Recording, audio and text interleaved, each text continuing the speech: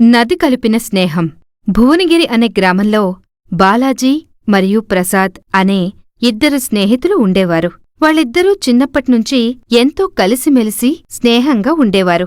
అందులో బాలాజీకి ఈతొచ్చు, కాని ప్రసాద్కి ఈత రాదు. ఒకరోజు బాలాజీ, ప్రసాద్ ఊరి చివర ఉన్న నదికి ఈత కొట్టడానికి వెళ్లారు. ప్రసాద్కి ఈత రాకపోవటంతో గట్టున కూర్చుని బాలాజీ ఈత కొడుతుంటే చూస్తున్నాడు.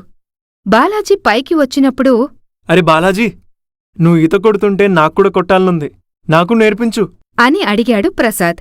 దానికి బాలాజీ ఒప్పుకున్నాడు. అప్పట్నుంచి బాలాజీ ప్రసాద్కి ఈత నేర్పించడం మొదలుపెట్టాడు. కొన్ని రోజుల తర్వాత ఏదో విషయంలో బాలాజీకి మరియు ప్రసాద్కి చిన్న గొడవొచ్చింది. అప్పట్నుంచి ఇద్దరూ మాట్లాడుకోవడం మానేశారు. ఒకవేళ ఎదురుపడినా కూడా మొహాలు తిప్పుకుంటూ వెళ్ళిపోయేవారు. అలా ఉండగా ప్రసాద్ మనసులో, నాకు ఈత రాదు కాబట్టి వీడినంత తక్కువగా చూస్తున్నాడు, కాబట్టి వీడు సాయం లేకుండా ఎలా అయినా ఈత నేర్చుకోవాలి అంటూ ఒక్కడే ఈత నేర్చుకోవటం మొదలుపెట్టాడు. అలా ఇద్దరూ ఎవరిపాటికి వాళ్లు ఉండసాగారు. ఒకరోజు బాలాజీ ఈత కొడదామని ఊరి చివర ఉన్న నది దగ్గరకు వెళ్లాడు. కాని ఆ రోజు అది చాలా వేగంగా ప్రవహిస్తుంది.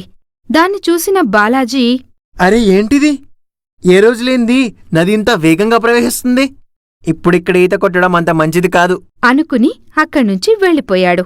అలా వెళ్ళిపోయేటప్పుడు దారిలో అతనికి ప్రసాద్ ఎదురుపడ్డాడు. కాని ఒకరికొకరు మాట్లాడుకోకుండా మొహాలు తిప్పుకుంటూ వెళ్ళిపోయారు. ఆ తరువాత అక్కడ వేగంగా ప్రవహిస్తున్న నదిని లెక్క చెయ్యకుండా ప్రసాద్ నదిలోకి దిగి ఈత కొట్టటం మొదలుపెట్టాడు. అతనికి ఈత కొట్టటం అంతంత మాత్రంగా రావటంతో ఆ వేగంగా ప్రవహించే నదిలో ఈత కొట్టలేకపోయాడు. కొద్ది కొద్దిగా మునిగిపోవటంతో భయంతో, రక్షించండి, రక్షించండి, నేను మునిగిపోతున్నాను, కాపాడండి అంటూ అరవసాగాడు. ఆ కేకలు విన్న బాలాజీ తిరిగి వెనక్కి వచ్చాడు. మునిగిపోతున్న ప్రసాద్ని చూసి ఏమీ ఆలోచించకుండా ఆ నదిలోకి దూకి ప్రసాద్ని కాపాడి ఒడ్డుకు చేర్చాడు.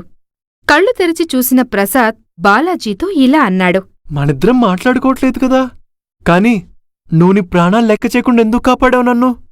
దానికి బాలాజీ ఇలా చెప్పాడు, మనమిద్దరం మాట్లాడుకోనంత మాత్రాన నువ్వు ఆపదలో ఉంటే నేను వదిలేస్తానా? అదీకాక నాకీతొచ్చి నిన్ను కాపాడలేకపోతే ఆ బాధ జీవితాంతం ఉంటుంది అని చెప్పటంతో ప్రసాద్ బాలాజీని కౌగిలించుకున్నాడు. ఈ కథలోని నీతి: కోపతాపాలతో మన స్నేహితులను కష్టంలో వదిలేయకూడదు.